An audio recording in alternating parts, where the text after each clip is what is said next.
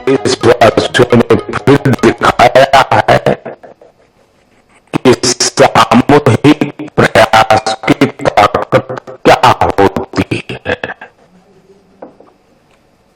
स्थानीय लोग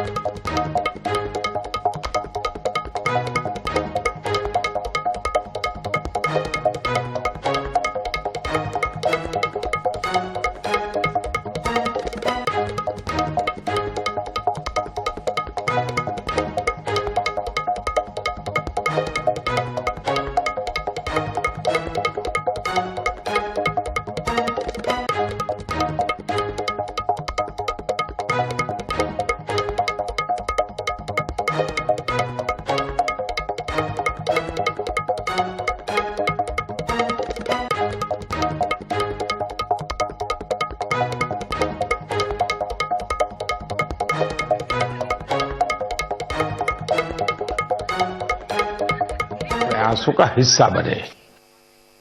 मेरे प्यारे देशवासियों, इस समय सावन का पवित्र महीना चल रहा है। सदाशिव महादेव की साधना आराधना के साथ ही सावन हरियाली और खुशियों से जुड़ा होता है। इसलिए सावन का आध्यात्मिक के साथ ही सांस्कृतिक दृष्टिकोण से भी बहुत महत्व रहा है। सावन के झूले, सावन की मेहंदी, सावन के उत्सव, यानी सावन का मतलब ही आनंद और उल्लास होता है। साथियों, हमारी इस आस्था और इन परंपराओं का एक पक्ष और भी है। हमारे ये पर्व और परंपराएं हमें गतिशील बनाते हैं। सावन में शिव आराधना के लिए कितने ही भक्त कांवड़ यात्रा पर निकलते हैं। सावन की वजह से इन दिनों 12 ज्योतिर्लिंगों में भी खूब श्रद्धालु पहुंच रहे हैं। आपको ये जानकर भी अच्छा लगेगा कि बनारस पहुंचने वाले लोगों की संख्या भी रिकॉर्ड तोड़ रही है। अब काशी में हर साल 10 करोड़ से भी ज्यादा पर्यटक पहुंच रहे हैं। अयोध्या, मथुरा, उज्जैन जैसे तीर्थों पर आने वाले श्रद्धालुओं की संख्या भी तेजी से बढ़ रही है। इससे लाखों गरीबों को रोजगार मिल रहा है, उनका जीवन यापन हो रहा है।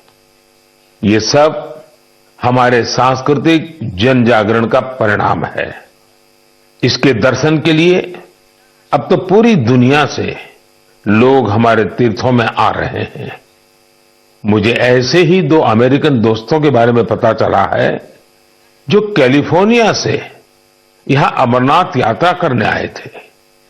इन विदेशी मेहमानों ने अमरनाथ यात्रा से जुड़े स्वामी विवेकानंद के अनुभवों के बारे में कहीं सुना था।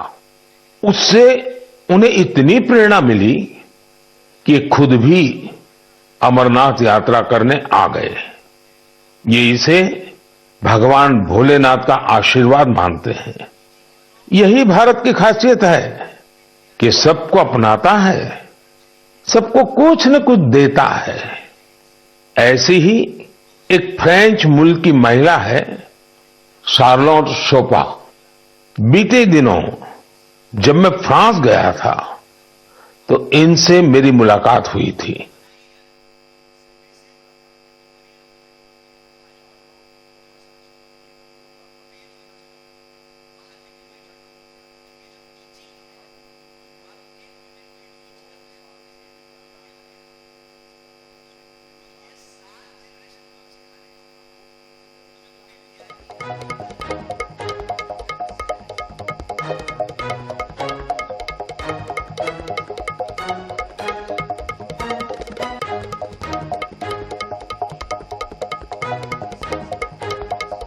गई हैं। इनसे हम न केवल अपनी विरासत को अंगीकार करें, बल्कि उसे जिम्मेदारी के साथ विश्व के सामने प्रस्तुत भी करें। और मुझे खुशी है कि ऐसा ही एक प्रयास इन दिनों उज्जैन में चल रहा है। यहां देश भर के 18 चित्रकार पुराणों पर आधारित आकर्षक चित्रकथाएं बना रहे हैं। ये चित्र बूंदी शैली, नाथद्वारा शैली, पहाड़ी शैली और अपभ्रंश शैली जैसी कई विशिष्ट शैलियों में बनेंगे। इन्हें उज्जैन के त्रिवेणी संग्रहालय में प्रदर्शित किया जाएगा। यानी कुछ समय बाद जब आप उज्जैन जाएंगे तो महाकाल महालोक के साथ साथ एक और दिव्य स्थान के आप दर्शन कर सकेंगे। साथियों, उज्जैन में बन रही इन पेंटिंग्स की बात करते हुए मुझे एक और अनोखी पेंटिंग की याद आ गई है। ये पेंटिंग राजकोट के एक आर्टिस्ट प्रभात सिंह मोड़भाई बरहाट जी ने बनाई थी। ये पेंटिंग छत्रपति वीर शिवाजी महाराज के जीवन के एक प्रसंग पर आधारित थी। आर्टिस्ट प्रभात भाई ने दर्शाया था कि छत्रपति शिवाजी महाराज राज्याभिषेक के बाद अपनी कुलदेवी तुलजा माता के दर्शन करने जा रहे थे, तो उस समय क्या माहौल था। अपनी परंपराओं, अपनी धरोहरों को जीवंत रखने के लिए हमें उन्हें सहेजना होता है, उन्हें जीना होता है।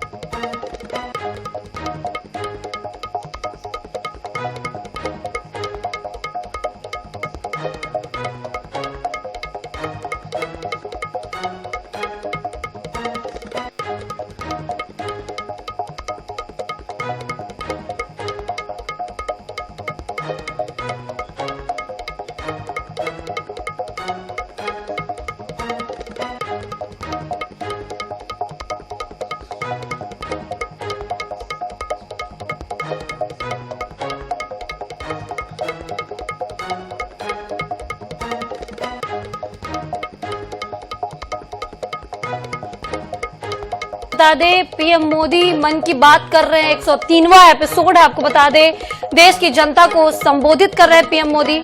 आप देख सकते हैं।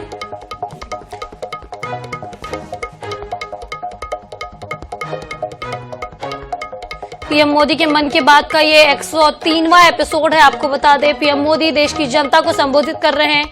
देश के अलग अलग कोने से जनता, कार्यकर्ता उनको सुन रहे हैं। आप तस्वीरें भी देख रहे हैं बीच बीच में अलग अलग जगह की, जहां पर पीएम मोदी के मन की बात पूरे देश की जनता सुन रही है। पीएम मोदी के मन की बात का ये 103वां एपिसोड है। आपको बता दें,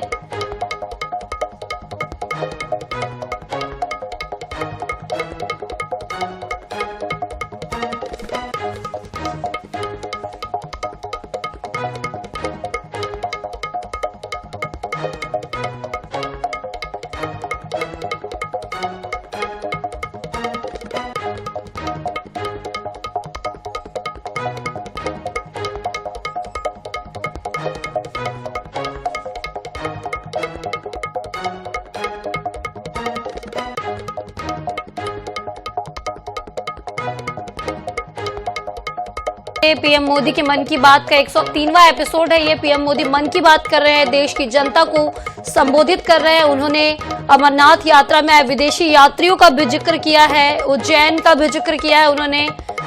आपको बता दें, आप देख सकते हैं अलग अलग जगह से अलग अलग तस्वीरें पीएम मोदी के मन की बात की।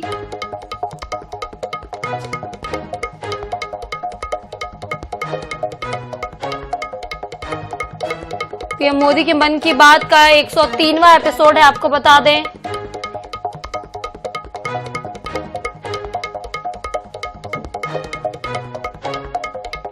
देश की जनता को संबोधित कर रहे हैं पीएम मोदी।